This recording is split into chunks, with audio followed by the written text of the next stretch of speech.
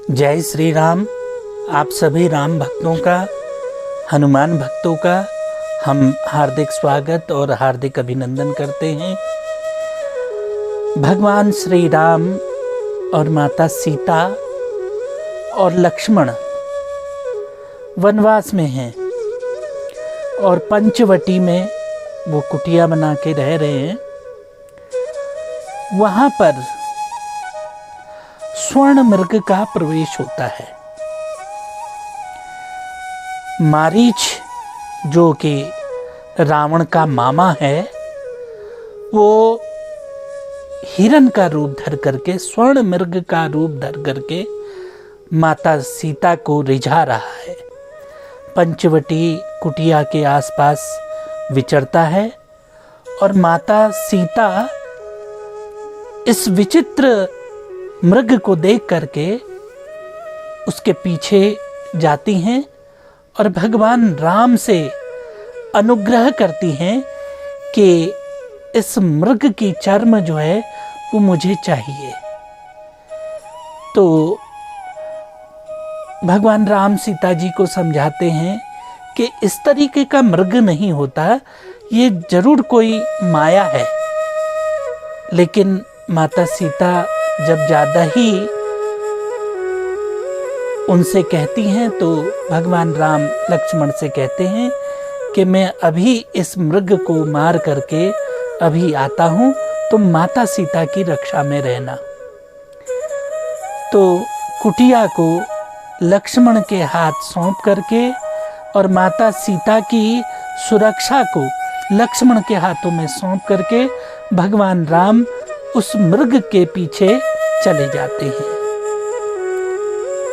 कुछ ही क्षणों के पश्चात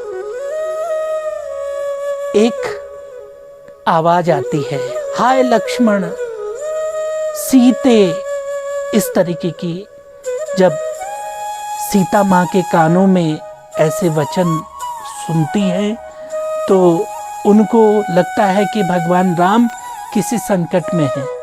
वो तुरंत उठती हैं और लक्ष्मण से कहती हैं कि जाओ और अपने भ्राता की सुध लो, स्वामी किसी कष्ट में है, जाओ।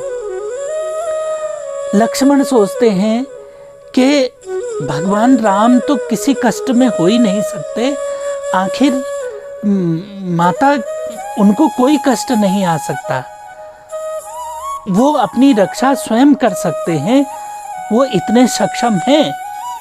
तो माता सीता लक्ष्मण से कहती है कि हे लखन शीघ्र जाकर देखो, राघव हैं तुम्हें पुकार रहे, भाई के थके हुए बाजू भाई की बाट निहार रहे। तुम शीघ्र जाओ और देखो कि तुम्हारे भाई को आखिर किस तरह की तकलीफ हो रही है, किस कष्ट में है वो।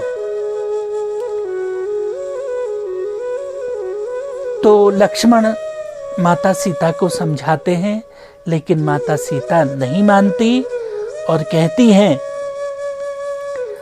कि तुम घर से बन को जो आए, कुछ मतलब और तुम्हारा है। इस तरीके के वचन सुन के लक्ष्मण को आघात पहुंचता है और कहती हैं कि माता तुम मुझे समझते हो तो आज्ञा मानो माता की, मैं आज्ञा तुमको देती हूँ, जाओ सुध लेने भ्राता की। तो लक्ष्मण कहते हैं कि आज्ञा पालन करता हूँ मैं माता, तुम सावधान होकर रहना। मैं रहा हूँ वचनों के भीतर, तुम इस रेखा के भीतर रहना। और एक रेखा अपने धनुष अपने बाण से खींच देते हैं पंचवटी कुटिया के चारों ओर और माता से कहते हैं कि तुम इसी के अंदर रहना, इससे बाहर मत आना। और कहते हैं कि हे आन उसे इस लक्ष्मण की जो पर्णकुटी में आएगा और वो तत्काल भस्म हो जाएगा। और चले जाते हैं।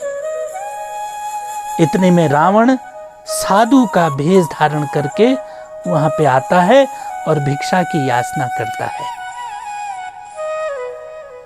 भिक्षाम देही। तो द्वार पर साधु है और माता सीता अपने ख्यालों में खोई हुई हैं। तो इतने में रावण अलख निरंजन बोलते हैं और उनका ध्यान टूटता है सीता जी का। वो कहते, ठहरिए अतिथिराज ठहरिए, ये लीजिए भिक्षा लीजिए। और वो कहते हैं, रावण कहते हैं साधु रूप में कि मैं बंद भिक्षा नहीं लेता, अगर तुमने भिक्षा देनी है तो इस रेखा से बाहर आकर के भिक्षा दे और दीक्षा ले। अब द्वार से कोई साधु बिना भिक्षा लिए अगर वापस चले जाए, वो भी राम जी के द्वार से, तो ये तो माता सीता जो है वो रेखा नांग करके बाहर चली जाती हैं। और इतने में रावण अपने असली रूप में आता है और माता सीता का हरण कर लेता है।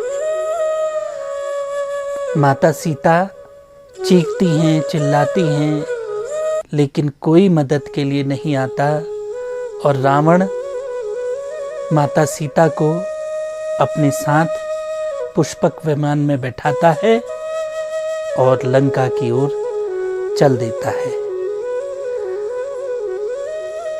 वो अपने लक्ष्मण को पुकारती हैं, राम जी को पुकारती हैं, लेकिन कुछ नहीं। तो द्वार पर आया हुआ साधु भगवान स्वरूप है। तो अतिथि द्वार से कभी खाली नहीं जाना चाहिए, साधु द्वार से कभी खाली नहीं जाना चाहिए। ये हमारी संस्कृति है। और साधु, ब्राह्मण, इन लोगों को जो है वो ब्रह्म का स्वरूप माना गया है, भगवान का स्वरूप माना गया है।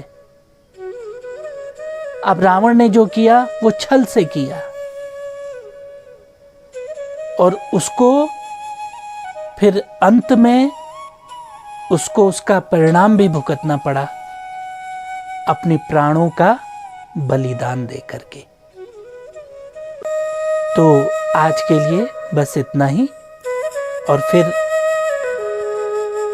आगे के अन्य विषयों पर हम फिर चर्चा करेंगे। तब तक के लिए जय श्री राम।